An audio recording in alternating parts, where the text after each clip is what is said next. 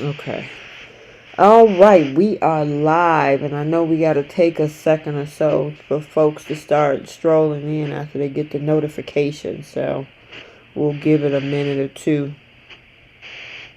Okay, there we go. We starting to see folks.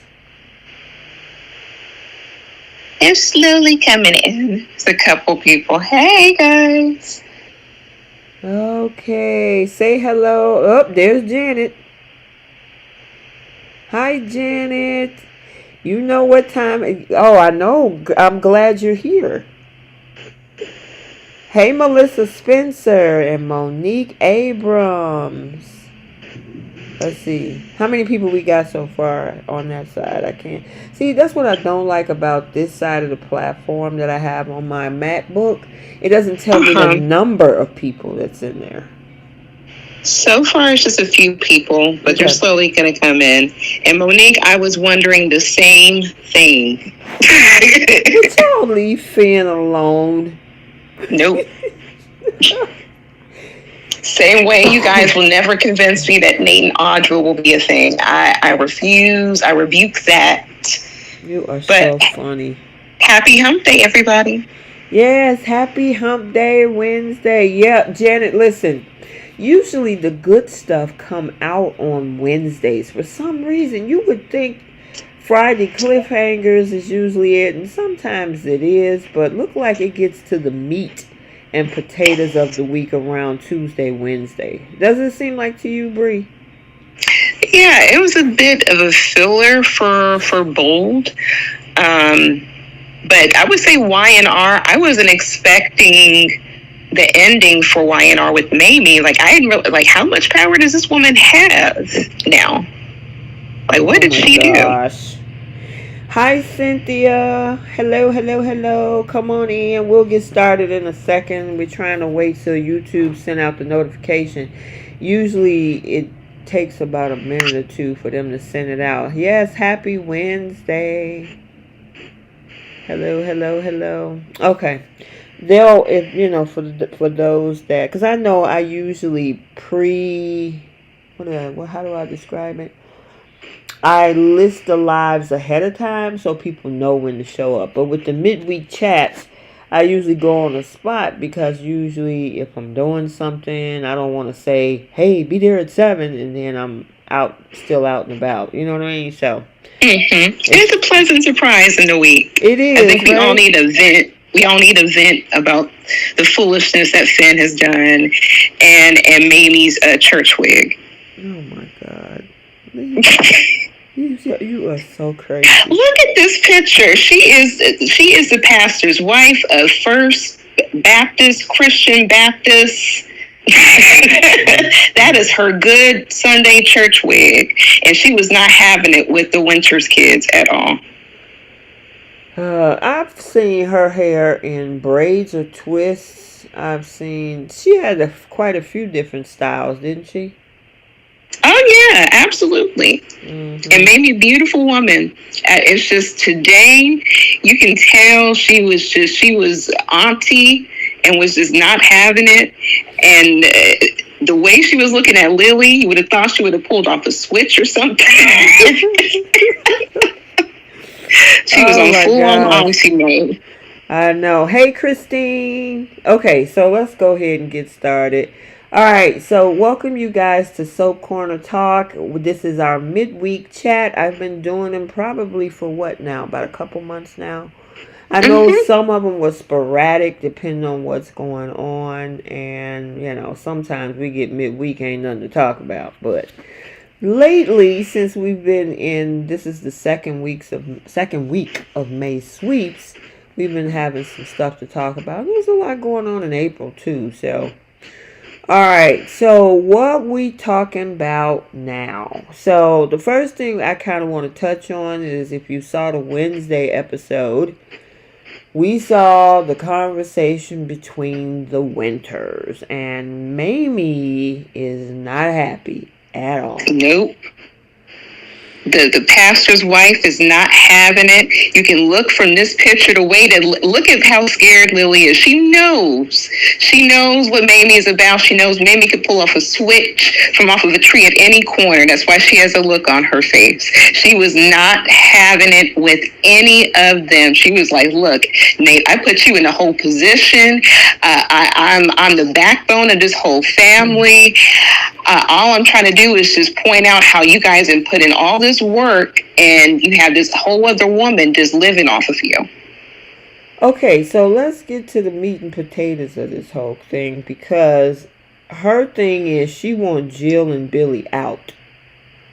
And she did bring up the fact that that Devon is the only true chancellor, and Winters per se, that should be, I guess, the person that's running the company, right? And then of course Lily and Nate. And Abby is sitting over there as, trying to be the support system. What do you think about what she had to say about all of this? Because, I mean, there's parts of this that's like, well, I kind of sort of agree. But what about you?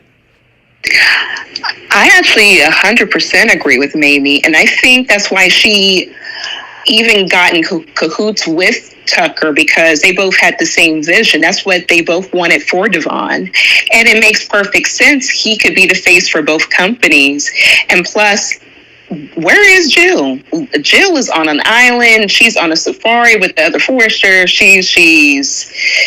We don't know where she's at. And Mamie made a very perfect point. Like, if the Winters kids are putting in a lot of work for both companies, even after the merger, it's like they might as well, work for themselves, take all the, get the profit together. There was no real,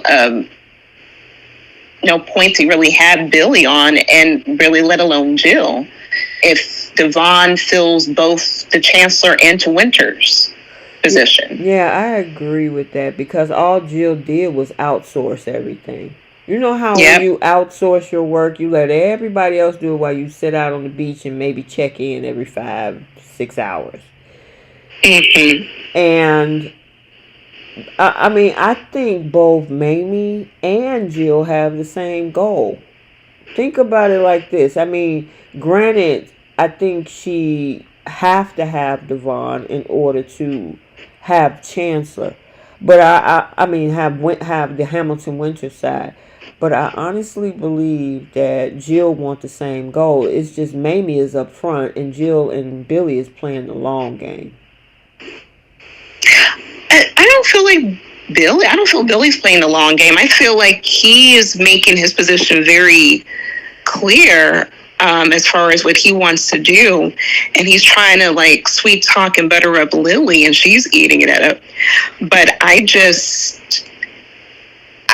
I can see from Jill's perspective, that's why she wanted to hire on Chance and Billy, because she wanted to have more chancellors in backing. But Mamie made a very valid point. Devon would fill both roles, and if they're putting in the work, they might as well get the credit for it. And plus, the way Billy flip-flops, it's like, how can Jill say that he's a reliable employee there anyway, and let alone herself? Exactly. Now, what do you think about their responses toward Mamie as that she's the problem child here?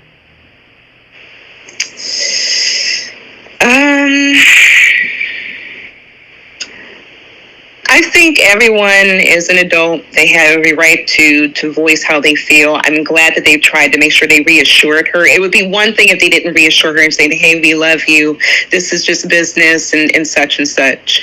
I'm glad that they did that. I felt that they kind of should have just let her just vent and let it just breathe a little bit.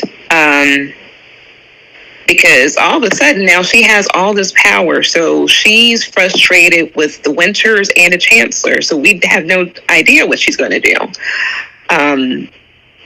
I think she was hurt on an auntie level, and as a businesswoman too, because it's like, hey, I'm trying to look out for you all, and I've seen the world from a different perspective, and I've also seen how everyone is affecting one another, and I just want to try to help them resolve that.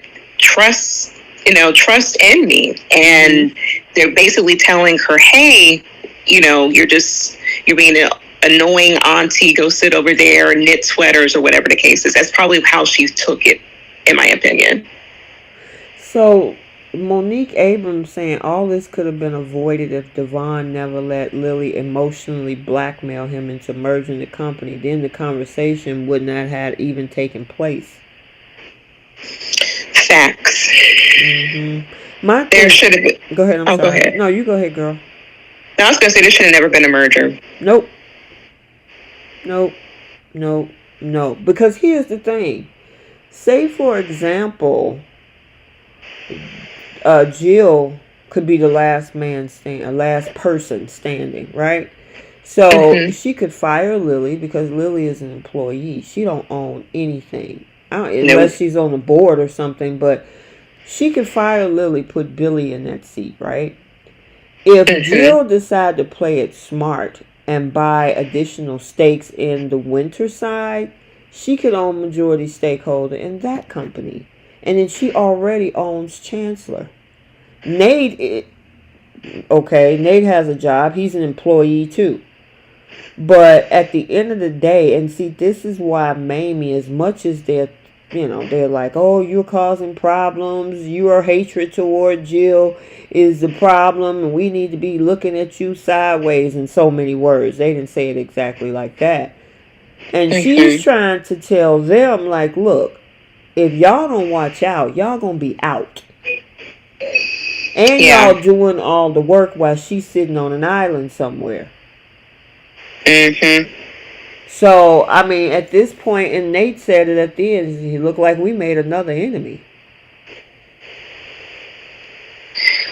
I hope not. I hope that they kind of come to their senses. Because it seemed like when Mamie was talking, Devon and Nate, seems like they had their ears up. They were really listening to her. And it seemed like Lily was more resistant. Except for like towards the end, she saw like how upset Mamie was. And she was like, look, this is not how it's supposed to be. I'm sorry.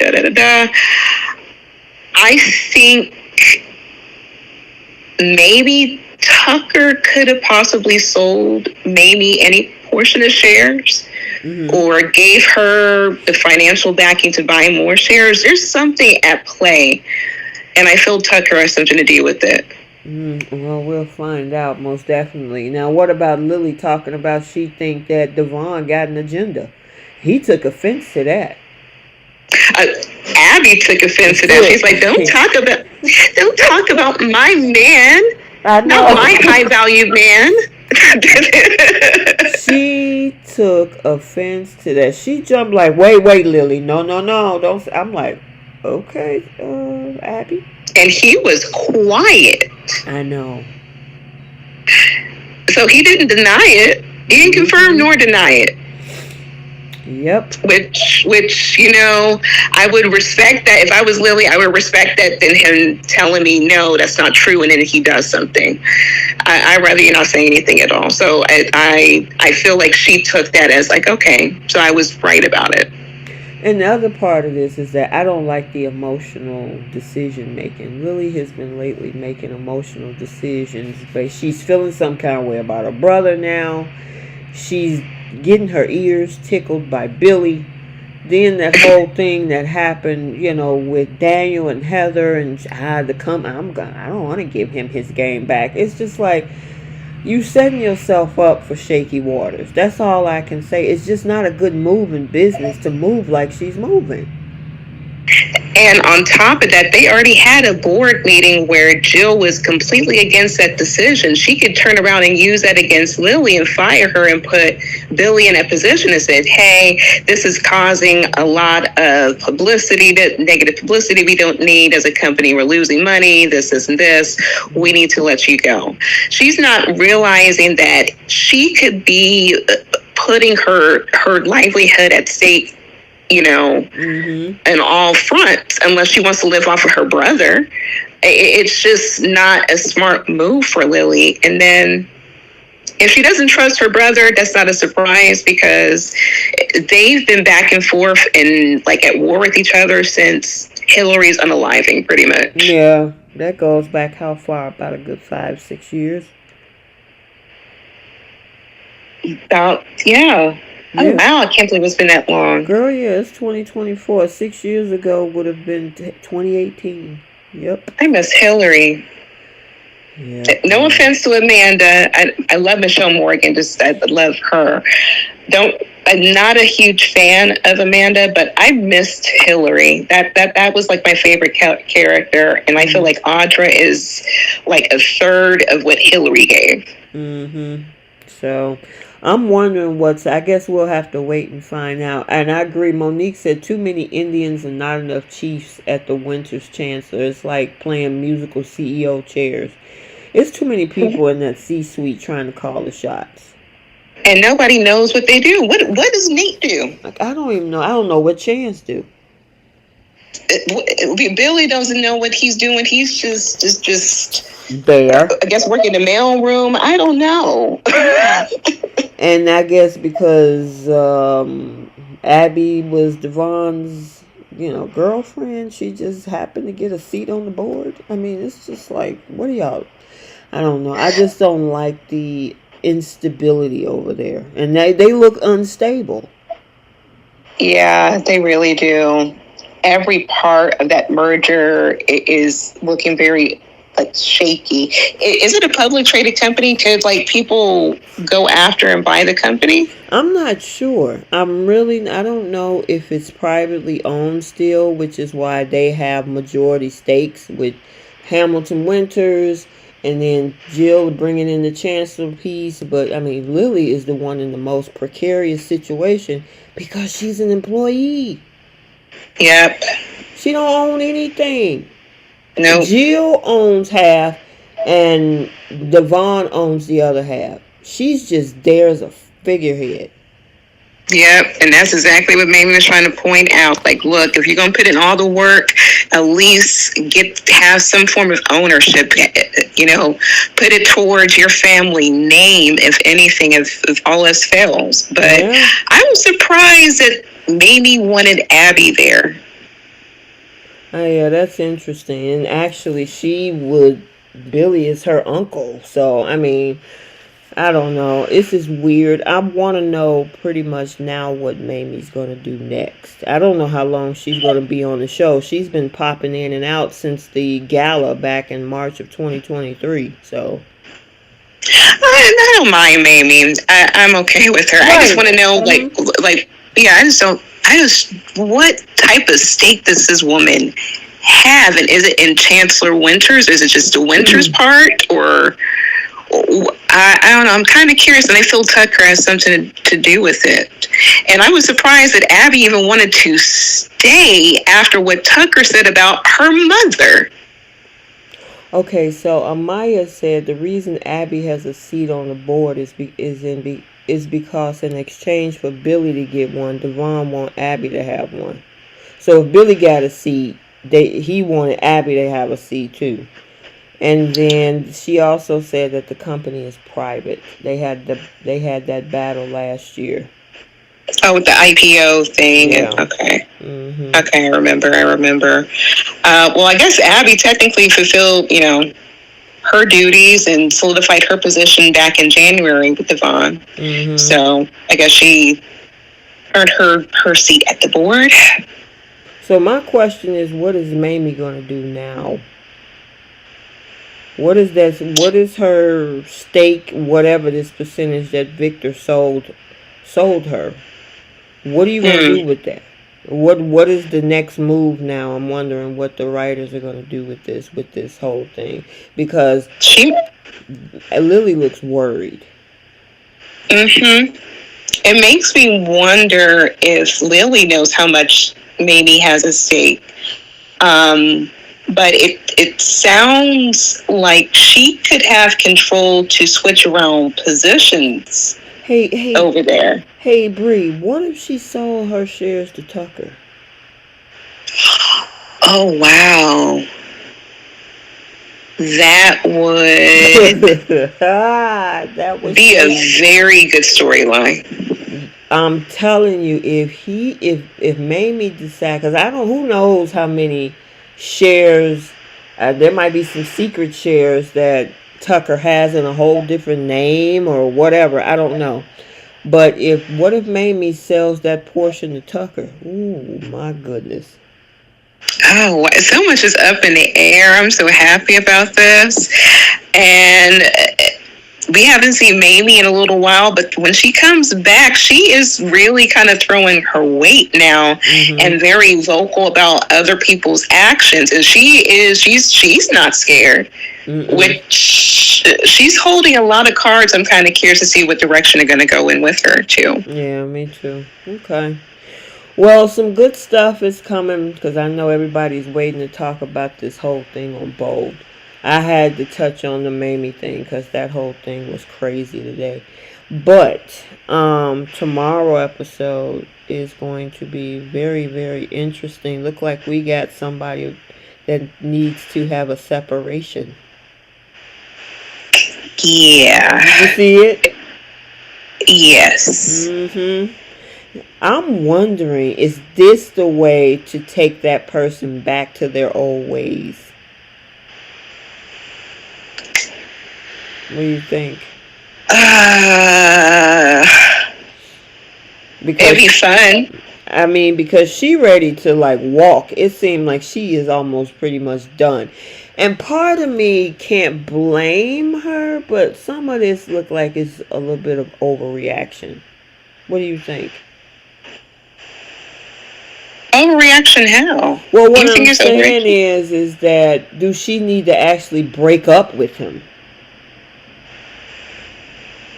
I think she has no choice at this point. Okay, I got you. I mean, it's not going to benefit her any other way. Okay, let me see. I mean, it'd be fun if they go along with it. It'd be fun to kind of see it, but no. You think it's over? Yeah. Okay. All right, hey, that's why we have to talk these things out. A lot of people are like, what are y'all talking about? You'll find out tomorrow. I try not to spoil so much, and if you guys want me to tell you, what she say? She didn't say break up. She said a break. Yeah, she did, but she don't even want to stay in the house, Amaya. She wants some time away. You know what I mean? So, anyway. And then the whole thing with Summer. Oh my gosh, I'm sorry. I understand. I know y'all been saying this for weeks that the girl have a right to be mad and whatnot, but I have a feeling she does. I have a feeling that with her saying my son so much, they probably gonna bring up somewhere in this storyline about her not having any legal standing. I don't know. Go ahead. What'd you say? I was gonna say, if they do that, there is just no way this is gonna be pretty. There's no way this is gonna be a beneficial thing for Harrison, because Victor's gonna really. You're not going to take a child away from his grandchild. It's just not going to happen. And plus, she's his mother. Same way Hope is Douglas's mother. And I mean, Hope got papers. She got papers. I would assume that Victor Newman's grandchild would have papers. Yeah, Harrison. A lot of the content creators I know, including myself, we have been researching to go back and find where she signed or adopted, and she did not. Tara is still his legal and biological mother. She never signed over her rights. So, and that's why with her overemphasizing in her script, my son, that's my son. Usually when you see and hear things like that, there's something coming behind that. And so there's speculation out there that it's probably going to come up about the fact that she doesn't have any legal say-so technically in anything. And right now, it's a upheaval. It's, girl, I ain't never seen so many bombs is exploding on the Young and the Restless. For the Abbotts? Abbotts, Newmans. I mean, it's just crazy. That, oh my goodness, that was just a mess. Girl, he got bombs all around him. And they wait till Abby get a hold to them, because Tucker dropped that bombshell today about her mother, and she don't have a clue. And that's her own fault too. She need to learn to check up on her own mother instead of being in the mirror and putting on makeup and lip gloss and trying to look cute for board meetings that she has little to no input in. Yes, Amaya, we know. Yeah, she went to jail. Well, that's where she is. No, she was trying. Oh, go ahead. I was gonna say, DeJuan says Summer is the queen of Genoa City. That's Ashley. But see, okay, so let me ask you this. As much as she's so pissed off at, and then we're going to move on to Bold.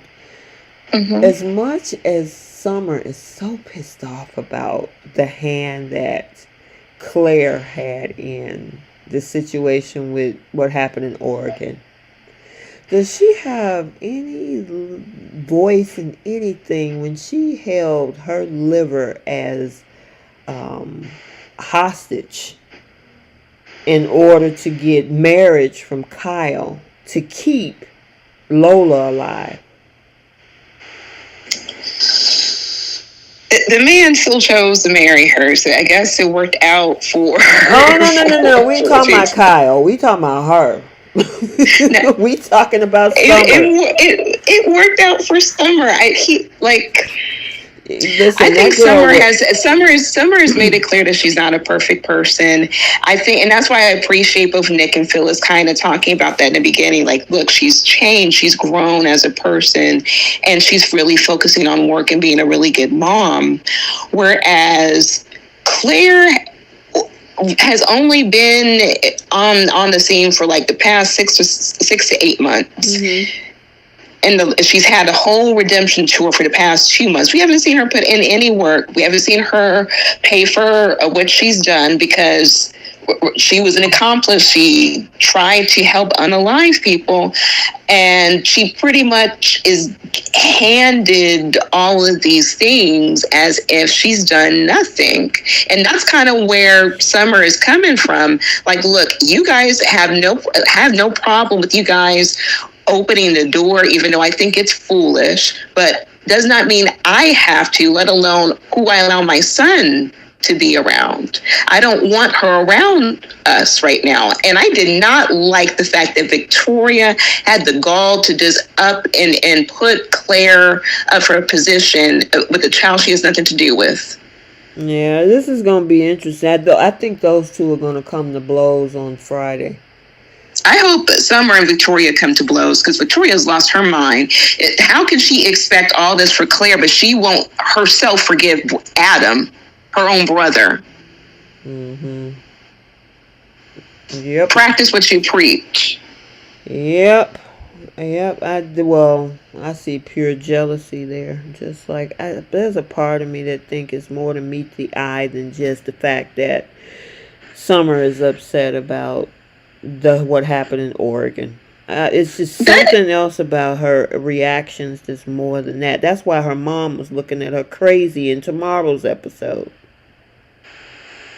And that's fine. That could also be true. I'm as far as like the Harris and stuff, like I'm on Summer's side. Like, I wouldn't just up and just trust a person who, for one, just left the mental hospital a couple months ago. No. Listen, your grandfather got more bodies on it than the attempts that Claire made. Your grandfather has more bodies than probably anybody right now on this show. If you Victor can afford his problems. We're not. No. We're gonna hold him accountable too. He got a whole woman in the basement that he's lying to everybody about, and he's willing to unalive her too. I'm surprised she hasn't slipped through a vent or slipped through the little gates or nothing by now. I could see if her whole family were angels. Come on now. So if you're gonna be mad at Claire, then you might as well be mad at your grandfather because Victor is worse.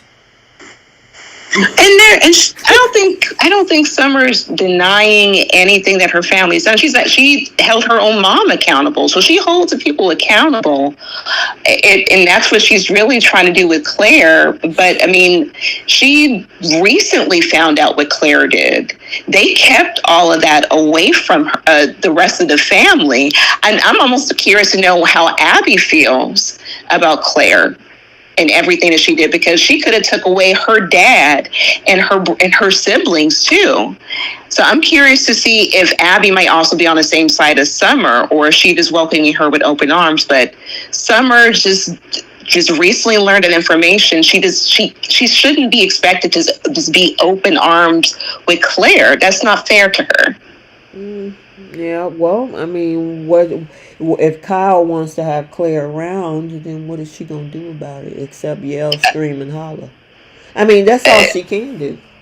Yeah, that's all she can do. She can only talk in regards to Harrison. But if Kyle wants to make another mistake at the GCAC with Claire, then he can go right on ahead. That's a whole separate thing. He's a single man. He can do whatever he wants. But if Summer's helping taking care of that child, and that child views him as his mother, that's his mom, and she has a say as to look, I'm thinking about my child's safety. I do not feel comfortable. If the shoe was on the other foot, she would have to honor what Kyle would prefer as to what he thinks is safe.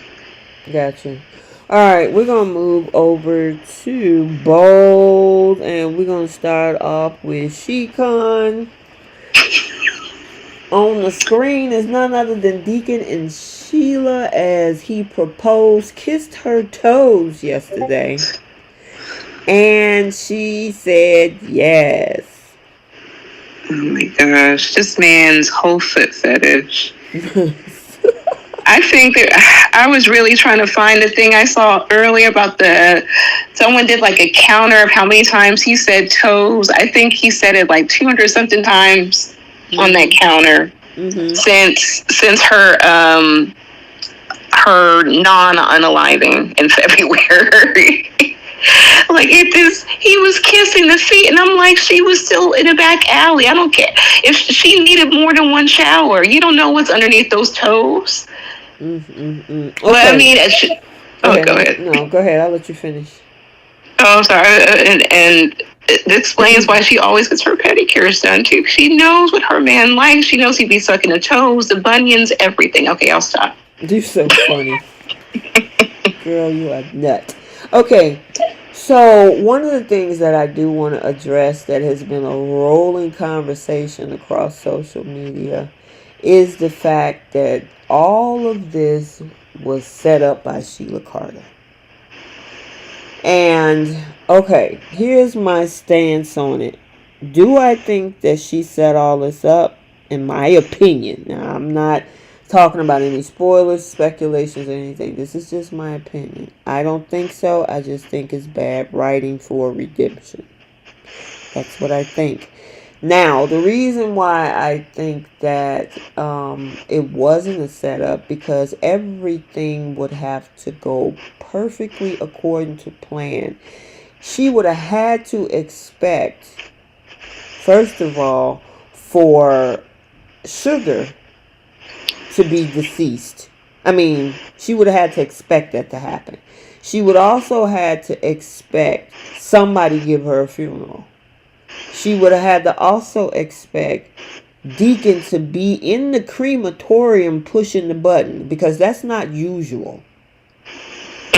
She would also have to be expecting the backdraft from the flames in the machine to blow that off the toes.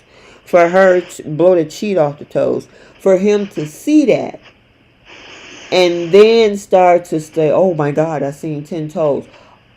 If he hadn't seen them toes, did a regular funeral, didn't go to the crematorium, just said goodbye from the window, he wouldn't have never known the wiser, and she would have still been stuck down there, heavily chained to a cement block. So all those little nuances would have to go according to plan, but you can't predict those types of nuances. That's the thing about that.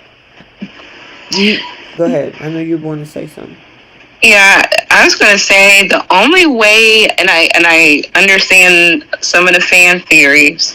The only way that particular theory would work, where it was Sheila's plan, is if she had a whole third of the person we don't know about, because someone had to have fed her, made sure that her pedicures and her highlights were together, and had to have seen everything kind of follow through the way it did, because how would Sheila know about that Deacon saw the text messages? How would he know to talk to the homeless man that's going to direct her to where she's at? There's just a lot of... The writers have been very clear on how we come to find out Sheila is alive. There's no way that I can see that Sheila would be a mastermind to that extent to know every single detail like that. No, I can't see that, guys. Yeah.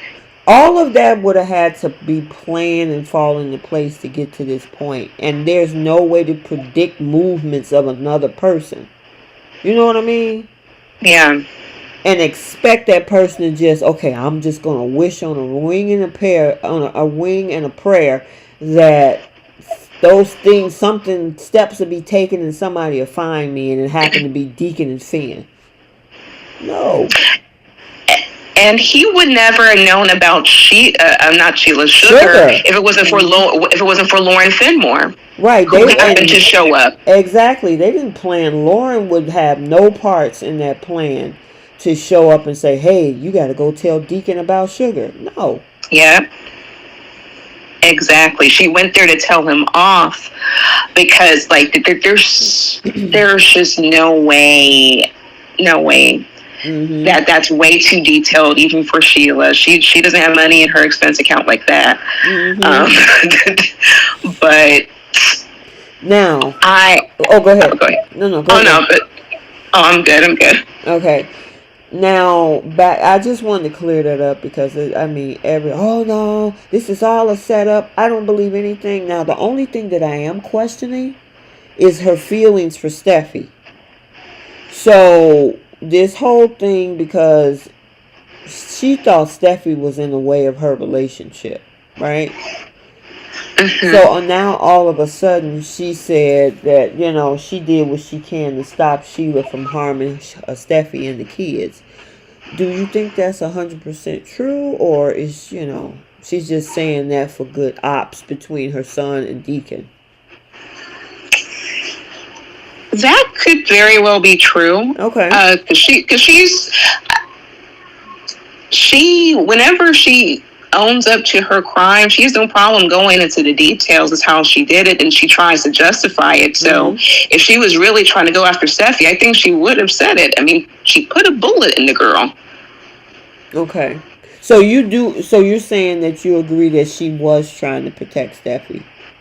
Yeah, okay, I think that she was, and it sucks for me to say that because Finn is a fool.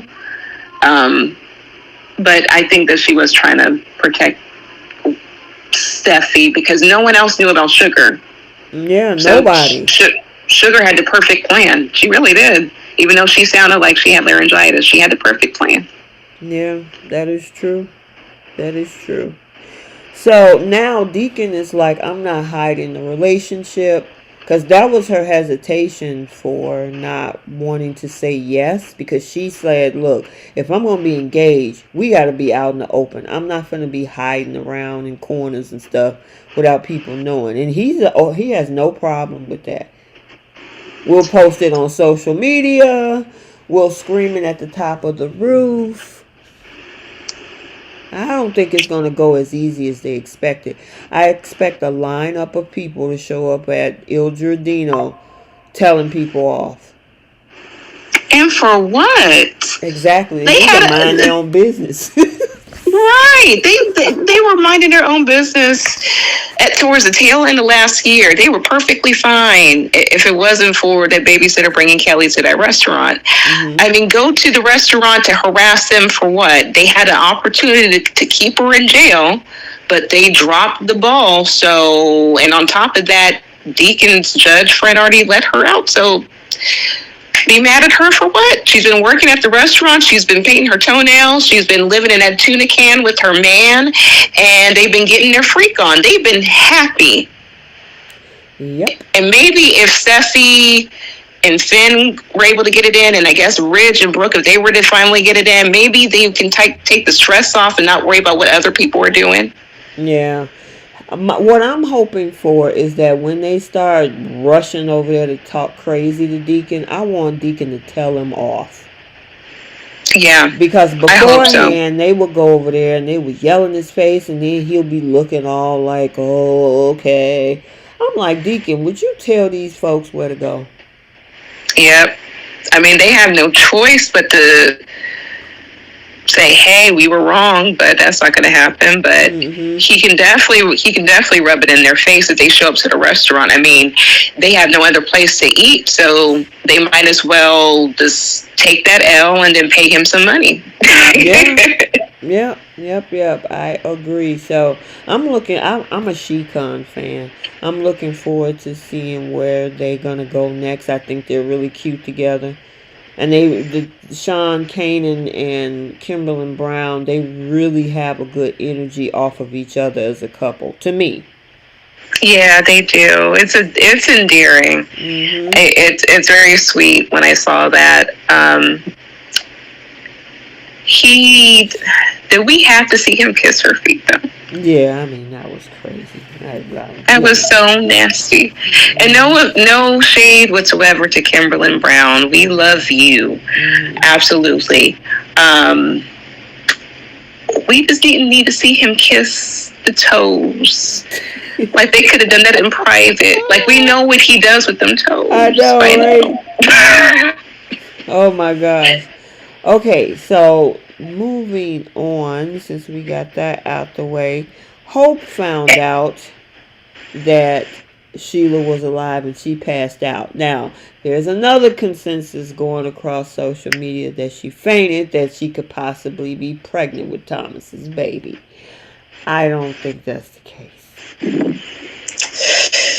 How long has Thomas been gone now? Has it been like a month or 2 months? I don't think it's been over a month yet. It's close to it. She could be. If it were 2 months, then I would be like, okay, maybe that she's definitely not pregnant. But if it's been like this about a month and a half, and they were getting it in the way that they were getting it in, it could be a possibility. But I guess in this particular case, she saw a ghost come to life, literally. Yeah, because she was over there talking at Forrester, and Steffie was like, you need to go talk to your father to stop spreading rumors. And she was like, you know what? I'm going to go over there right now. And she got the shock of her life. Yep. And did it seem like she accepted it? To me, it did. It seemed like she's accepting Finn. So, you know what? I'm going to switch screens. It seemed like she accepted Finn because she's like, hey, I'm understanding. I accept the fact that you're giving your bio mom a second chance. If you need somebody to talk to, I'm here. She's going to be instrumental after what goes down tomorrow. Oh, goodness. Because he's about to drop that bombshell on Steffie tomorrow that she was alive. He had a choice. I know some people were happy for Finn and Sheila. I understand that. I'll gladly be the minority. I was laughing at the fact that this man was hugging and holding the person who tried to unalive him and his wife. Just welcoming her with open arms, like, I missed you, Mom. I'm so happy to see you. I'm so happy you're alive. Oh, my goodness. That was just very bizarre to me. Go ahead, I'm sorry. I'm sorry. I was going to say, like, it wasn't that long ago that he just told his wife that he's focused on his family. He's focused on making sure they feel safe. And he couldn't possibly think that following Deacon in hopes to find Sheila was going to benefit his marriage at all. He's very foolish for that. One of the things is that he said on Monday's episode is the fact that he really haven't had the time to have a connection and get to know her. And that is absolutely correct because of the fact that, unfortunately, just to appease his wife, she told him, I don't want you to think about it. She's not allowed. I'm not going to allow it. And so, being the good little husband that he was trying to be, he put that on the back burner. Now, he chose to do that. He could have said, screw you, I'm going to go do what I want to do. But he didn't. And so, with him having that conversation about the fact that, he really because that connection has been there. We've seen it. Even though he's been downplaying it. The other thing is the fact that he believes in second chances and forgiveness. And so that was the biggest thing that he was talking about on Tuesday's episode and on today's episode too. And that's fine. And J Money, I see you said y'all got to stop that narrative tonight. Sheila never tried to unalive her son. That shot was meant for Steffie. She wasn't trying to unalive Finn, but she did. I'm sorry, but she did. She put a bullet in both of them. That you can't erase that. That did happen. And that's why we had that whole love storyline about Finn finding his way back to Steffie. This is what I'll say as far as like Finn suppressing his feelings. He can't blame the Forresters for that. He has to blame Jack for that because Jack knew who his mother was all along. But he knew his son was going to ask those questions about his mother. He could have gave that information to his son. Steffie was not expecting for this man to be related to Sheila Carter. She can't suppress what that woman has done to her family and to her and such and such. And same way that if he wanted to have a relationship with his mom, he could have chose his mom over his wife. He knew he wasn't going to be able to have both. So he had choices to make. And if he wants to choose his mom, it's going to cost him that family life that he just said that he loved so much in this episode. Well, he'll just end up creating one probably with Hope. Just like Liam got two sides of family. I mean... I'm over Steffie and Finn at this point. I just I'm over it. A loss could be his freedom because of the fact at this point he'll get the he got Hope in his corner, and it looked like that's where they're going. Now, do I see? I know a lot of people aren't feeling this connection between Finn and Hope, but at all. Anything is possible, and if she bring out that spicy side that she learned from Thomas and apply that to Finn, who knows what we could get. It's been trickling in because a few weeks ago she was showing thigh meat. At the funeral she was showing chesticles, and this week she's showing all kind of shoulders. So she's giving a little taste of all of her body parts. Mm-hmm. I wanted to say something really quick because I saw Ron Julian. Hey, Ron. You said, so we, the viewers, are supposed to pretend like Steffie didn't shoot Sheila first back in 2017. You have selective memory. It's not selective memory. Here's the thing. With Steffie, okay, she's not a psychopathic killer. Sheila has bodies. Sheila has terrorized her whole family. And it's not to say that none of the Forresters are innocent, not saying that they are, but to that extent that Sheila has done, where she's terrorized people on Bold and Beautiful and Y&R, there's just no comparison. I didn't like the way that they online were saying that they compare Sheila and Thomas together. I'm like, That is. Did you hear what Finn said today? If Steffie can forgive Thomas, maybe she'll be able to forgive Sheila. Well, here's the other He lost his thing. mind. I give accountability again. I give accountability in that alley, not only to Sheila, but I give it to Steffie. I'm sorry, I've been saying this for 2.5 years. You had no business being in that alley for your husband to track you on a GPS, to run into that alley and run right into a bullet. She told that woman to leave 4 times. Plus, she was the one that chased her in the alley. And I'm not giving justification on Sheila's part because she didn't have to pull out the pew-pew to do what she did. But Steffie wouldn't have even, neither one of them would have had bullets in them if she wasn't in that alley in the first place. Go talk to your brother. He was the one talking to her in the first place. Talk to your brother. Talk to Ridge. I saw Sheila talking to Thomas over that secret about the alcohol and the switch labels. I don't understand why Steffie feels like she is Justin Hartley and Tracker, feels she needs to track people down when she has a whole cell phone and knows where these people work at. But she feels that she needs to be on a hunt to try to track grown people down. And you're 100% correct. She had no business being at alley. She put herself in her own predicaments. And I guess why I get on Steffie. She always puts herself in that position. Listen, you guys, if you actually want to see that video, I think I posted it on TikTok and on my IG.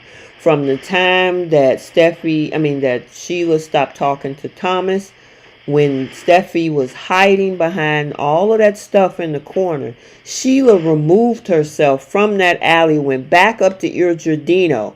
Steffie came up there. Sheila ran.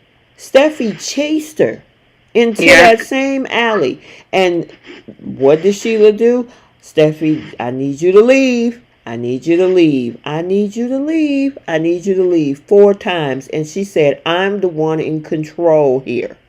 No, you're not, ma'am.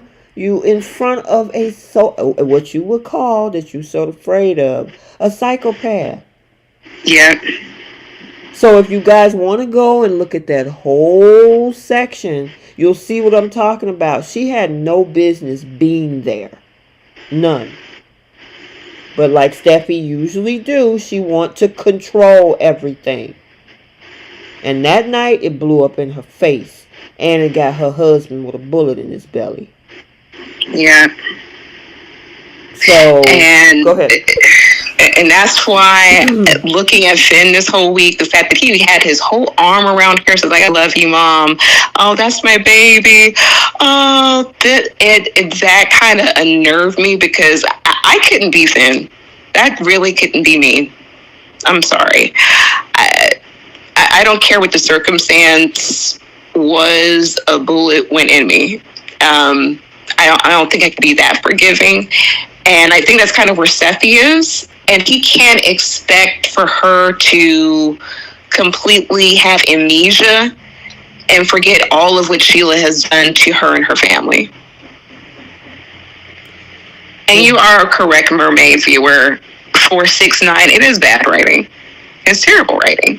If this couldn't be the redemption they had in mind for Sheila, I was really hoping she went to win YNR. I really did. And like I said, there's no shade to Kimberly Brown because that woman can hold her own on either show. I was hoping just for more storylines for Sheila Carter. And if they wanted to retire that character, I felt like send her to YNR so Lauren can actually fully retire that character. So Amaya said that she don't think, or she's not going to blame the victim either. Okay, let me put myself in that situation. If I run up on Michael Myers, knowing who Michael Myers is, and I taunt him and he tells me to leave him alone, and I persist on taunting Michael Myers, and something happens, I got to take accountability for that. I do. Yeah. I have to take that L on that because I had no business being in a social psychopathic person's face. I've made a choice to go after that person. He didn't come in my space. I came in his. So I got to take the L on that. And I got to own my accountability of the fact that I shouldn't have messed with that dude. At all. It didn't work for Jamie Lee Curtis at all. That's why she always has to do rinse and repeat every Halloween. You stupid. Jeffrey Dahmer or whoever, Ted Bundy. You know what I mean? You don't go in psychopath spaces. That'd be like saying, you know, I'm going to go and lock myself in the same little prison with Jordan and we going to play tiddlywinks with each other. That's what I'm saying. And J Money, it's not that Sheila wouldn't have storylines on being beamed. It's just not as of late. That's just my thing. It's not as of late. So I felt that there was just more for her over on Y&R. She has a whole grandchild. Lauren's over there. And now she's aware that Sheila could be alive. Mm-hmm. And she already brought that up to Michael. I felt when they brought it up last week with Michael and Lauren that they were slowly shifting her over that direction. I had my fingers crossed for that, but I guess not. But you're 100% correct. Like, we've never seen a horror movie where the protagonist is going after the villain. Who does that? Girl, I mean, seriously. Are you asking for it? I mean, where do you ever see that? Normally they run away from the villain or whatever. You don't run to it. It's kind of, remember that commercial that we saw back in the day where they was telling them to go hide in that barn full of all of those saws and you had the villain standing behind there shaking his head because it didn't make sense to him either. Yeah. And the one, I think you might technically be correct. She technically, well, I mean, it's still self-defense, but technically, yeah, I guess. What did the one say? He said, but I guess Steffie is a MER, you know. Oh. Now that she unalive sugar. Oh yeah. I don't know the YouTube equivalent to the M word. Well, listen, unalived. Unaliver. But it's Steffie has always just made her way into all of her crimes. Allie and who else? The stuff that happened with Ivy, she just forever gets herself into a pickle. She's just like Brooke. The thing is, she thinks she can control every situation by yelling at people or making demands or, you know, doing what she's doing. And it's like, you can't control every situation that you're in, ma'am. Yeah, and the thing is, if she wanted to learn how to control better, she should have pulled from her grandmother's playbook, not Brooke Logan's playbook in life. But that's what I'm trying to understand regarding B&B's direction with these characters, because... Oh, wait a minute. Hey, Redneck said he just dropped in to say hello. Hey, Rednecks. Hey. Hi. Okay, go ahead, girl. Because I don't know what they're going to do with Steffie or what they're really going to try to do with these characters, except for just give them rinse and repeat storylines. Because now she's moving back in Liam's direction. Somebody said that they might try to put her with Carter.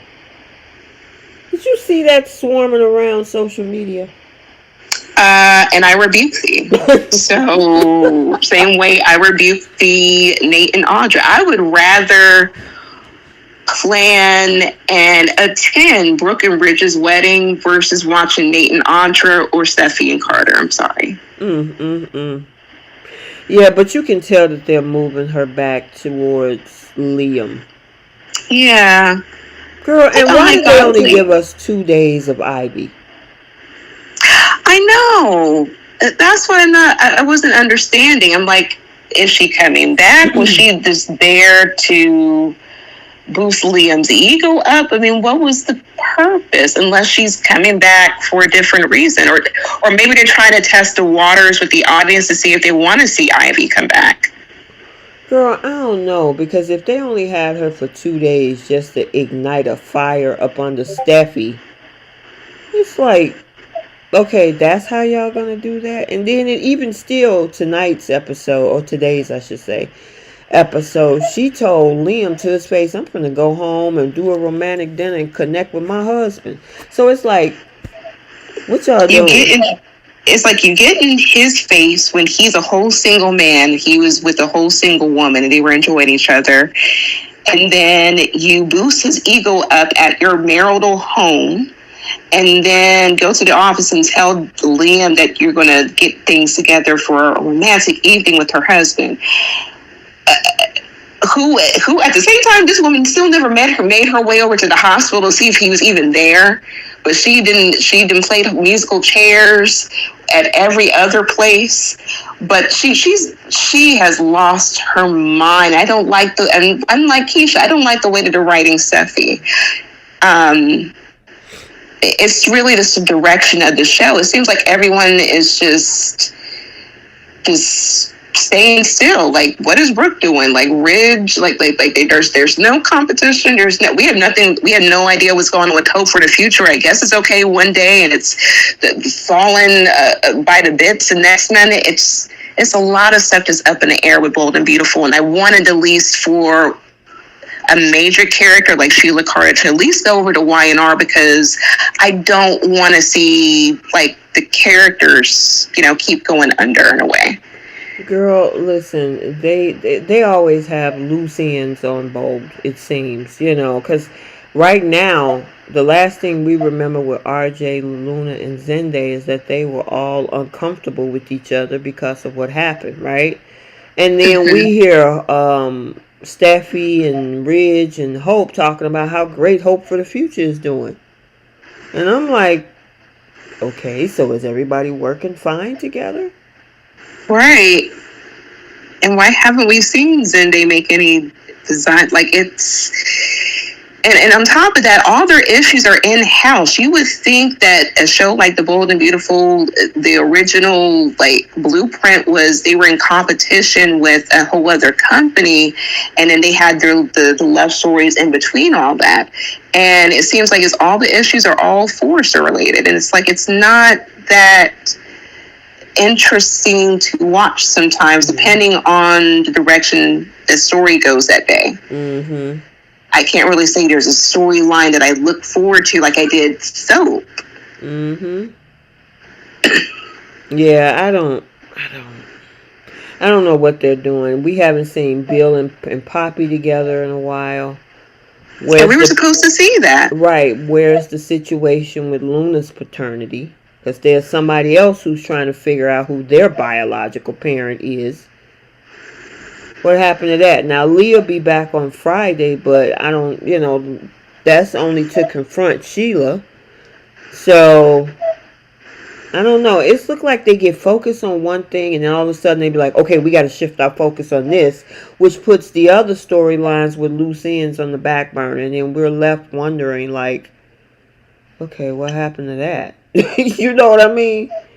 So, and this is, and I'm kind of hoping that, especially since they write things like 6 weeks ahead, that maybe that they listen or like just hear like how some of the fans are like viewing the characters or viewing the storylines, and it kind of gives them that time ahead to correct things. Mm-hmm. So that's why I was like, maybe that's why they did the whole Ivy thing for those couple of days to see what the fans' reaction, and then maybe a month or so later we see her again.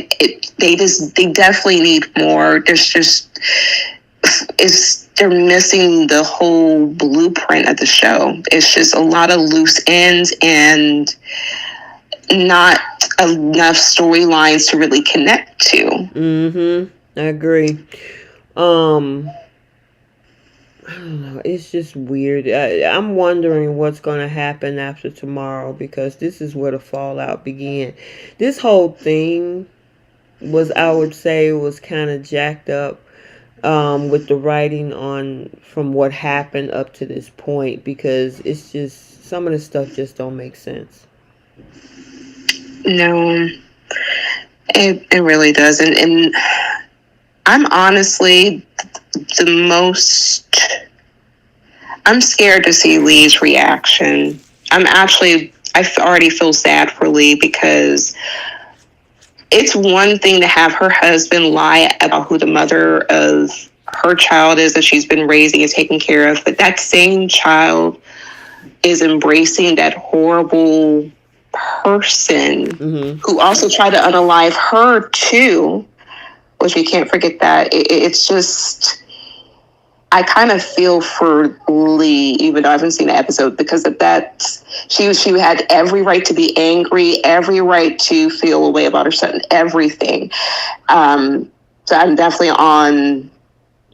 be on Lee's side for sure. But Finn has lost his mind. He's going to really lose it all.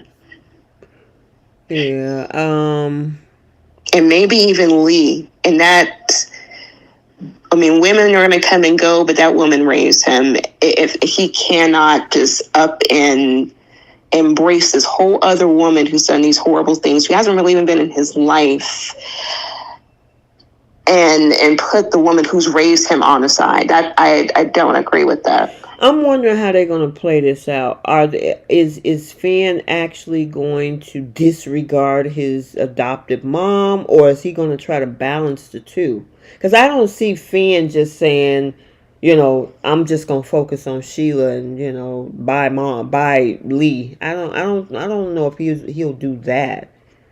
You know what I mean? I think he would, because like you were saying, like everyone keeps saying, that he's suppressed his feelings, his emotions. He's going to really be all in with it now, and that's going to put Lee on the back burner. It's like, that sucks. Like, you're her only child. She doesn't really get along with the other parts of her family and that's the other loose end part.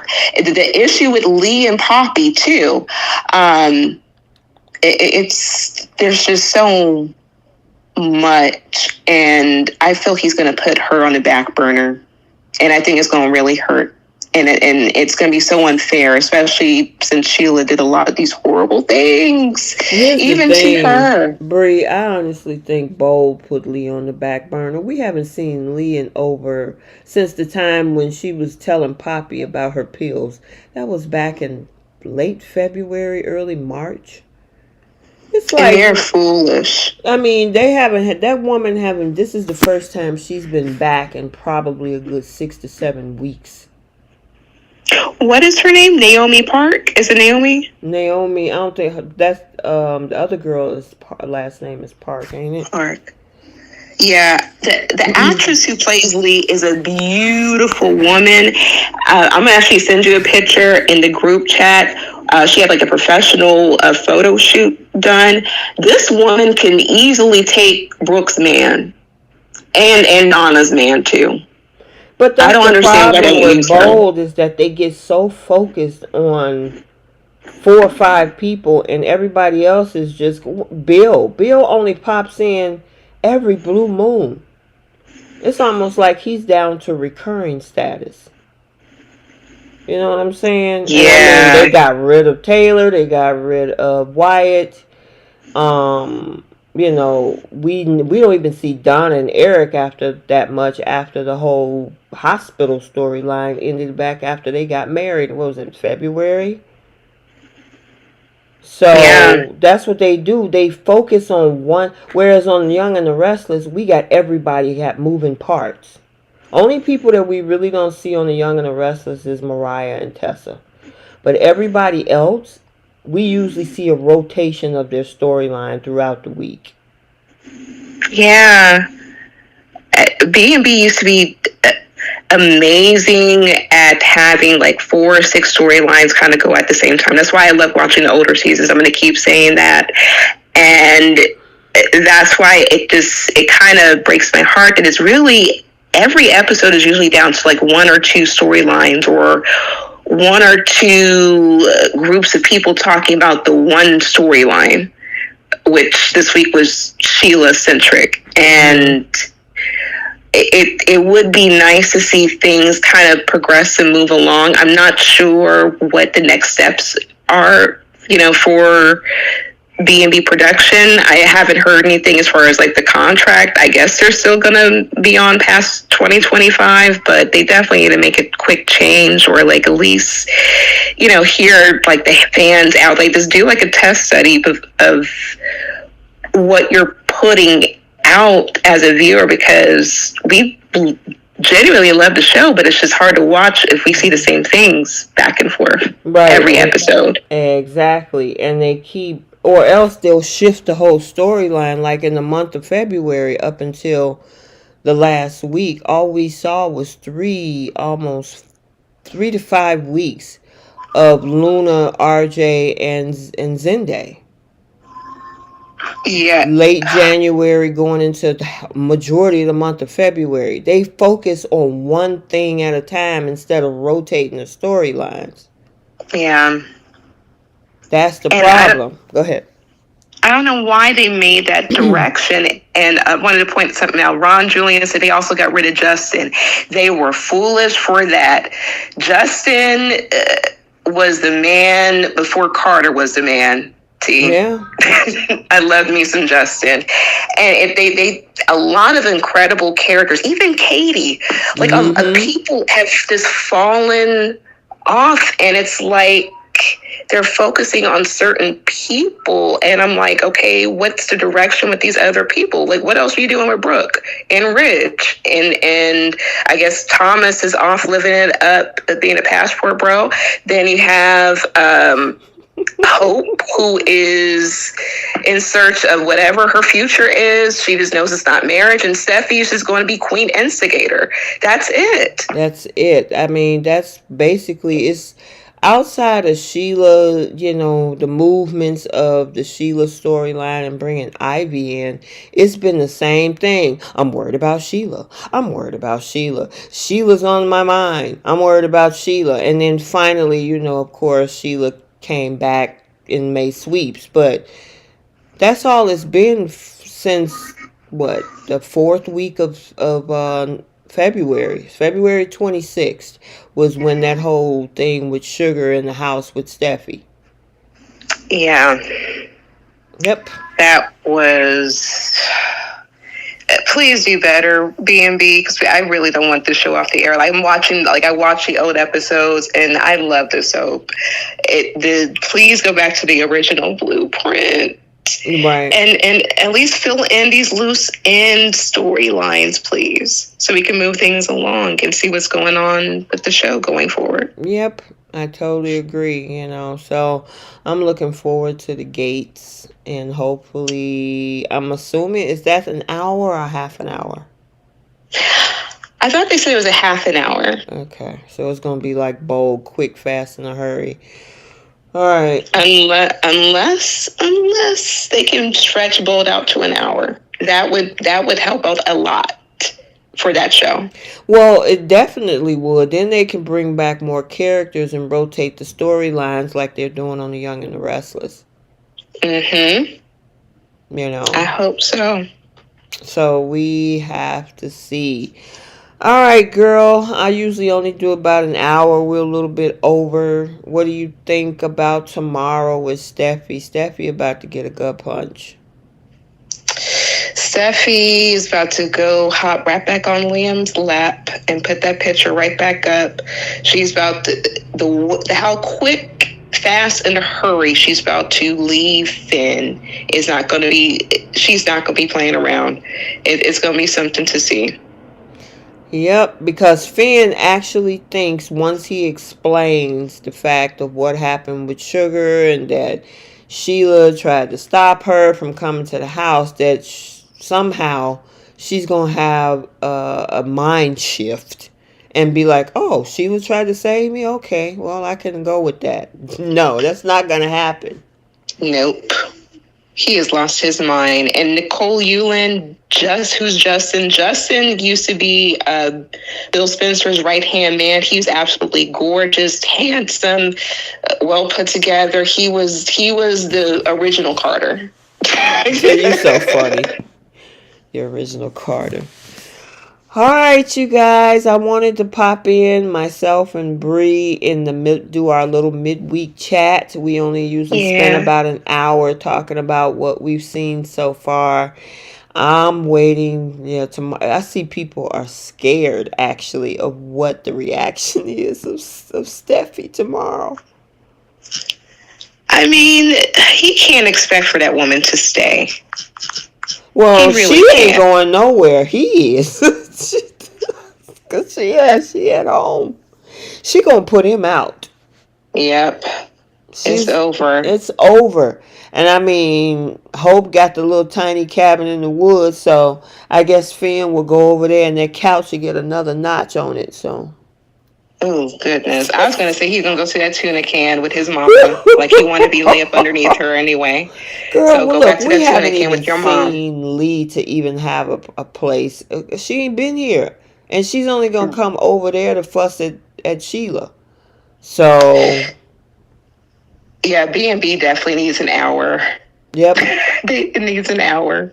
Please, over 90 people tonight. Thank you guys. Yeah, thank you. Did you see Dewan question? What if Ivy could come back for Finn? Would you like to see Finn and Ivy? I wanted to see her interact with some other people. I would love to see him and Ivy and Finn get together. Like that would be they'd be a very attractive couple. Mm-hmm. But you don't think he should be with Hope? No, not at all. She deserves to be alone. She couldn't make a decision, and she's acting a little too thirsty, in my opinion. Subtly, but thirsty, when she had a whole man who was happy to commit to her. She needs to be alone. That is hilarious. She needs to be by herself. But look like the way it is going, girl. Look like they're trying to put them two together. I'm wondering let me know how that goes. I'm wondering what happened with Matt Atkinson. Is he coming back? Are they going to recast Thomas? Well, I don't know. I'm wondering about that. I don't think they're going to do that. That man is pretty much the face of that show. For the past few years, every character, all they can do is say that man's name. Matt Atkinson, he probably is pulling like a Thorsten, like where Thorsten last year left for like a few months, and then he came back with a whole ponytail that came and gone. He might be doing the same, or like the other actors on the show, they might be doing like other work opportunities, other acting gigs and stuff like that. I honestly think that he's over there with his new wife. Yeah, congratulations to her, Brittany Atkinson. I know you are happy. You're living a very happy, healthy marriage. Hey, listen, guess who's engaged? Who? Zalika Silver. Oh, good for her. Her man is very handsome. Good for her. Yeah, she posted it on Instagram. I shared it in my story. She got a big old rock on her finger, too. Good for her. I love when people get happy and they're in relationships. Good for them. It is so funny, though, because the last week or two, she's been talking about how archaic the institution of marriage is when it comes to Tucker. Mm-hmm. And then today she announced her engagement. All that was at the same day. So I put the little comment in there. I said, even though Audra is not marrying Tucker, Zalika is marrying her love. So that's what I put in there. I thought that was cute. All right. Good for them. Yeah, congrats to them. And there's been people asking about whether Jacqueline is pregnant again. I guess they've been seeing different things, and I don't think she is. She just had the baby in August. It ain't been a year yet. I think Jenna kind of touched on it a couple of months ago. She said something about the talk, and I was really trying to find that because I think last week it seemed like her pooch was sticking a little bit, and I thought maybe it might have been the clothes, but the more and more it seems like maybe she could be pregnant because, I mean, it won't take long for her to heal after the pregnancy from August. I can see if they were... Yeah, she got pregnant again. I have a feeling she wants her girl. She got 4 boys. So if she is pregnant, then I know they got to be trying for a girl somewhere in there. And best of luck to you. I couldn't do 4 pregnancies. That would be a lot. But best of luck to you, and congratulations to Melody Thomas Scott. Thank you, Gail Lewis. And her husband got nominated. I didn't know he was a writer for Bold. Did you? Yeah. Okay. Cool. I knew he was a writer for both. He goes from both shows. I think because he's so close to Brad Bell, I think that they work together so much. He's for help with both shows, but it's not helping a whole lot. Okay, but hey, both of them got that Lifetime Achievement Award that's coming their way, so that's cool. Well deserved, especially for Melody. Well deserved. She need a break after that whole storyline with Jack. Oh my goodness. And rednecks, that's my thoughts exactly. Permanently pregnant, huh? I mean, she's in her prime, so if she's trying to get her kids in, because I think she's 37? She's not far off from myself. Still, I couldn't. Like I said, best of luck to her. Go for 10 kids. Go ahead and get a whole starting lineup. Go ahead and get them all together. Yeah, like I said, I think she's trying to forget that girl. Just like DeVale Ellis and his wife. They got them boys. I think they've been trying to shoot for a girl too. You know who that is? Oh, I know who you're talking about. Yeah, they just had that beautiful baby boy. DeVale, and what is his wife's name? I forgot her name. KK. Yeah. Okay. Yep, that's her. All right, you guys, we're going to end it right there. Give you your evening back, because I know it's midweek, and folks on the East Coast, it's 8:22, so I know some of y'all got to go to work Thursday. And, I just wanted to chime in with you guys, Bree and myself, to talk about what's been happening so far with the Mamie situation and this whole situation with Sheila and Finn and Deacon and Hope and all that good stuff. So, did you have anything else before we shut it down, girl? No, we'll stay tuned this week and see what happens. Cliffhanger Friday. Yep. And then we got the live chat on Friday evening as well. So, we got to stay tuned for that. Especially, we got to talk about the reaction from Steffie tomorrow. So. Oh my goodness. I can't wait to see that. Yep. So, all right, you guys. Until then, we will talk to you later. Bye. Bye, guys.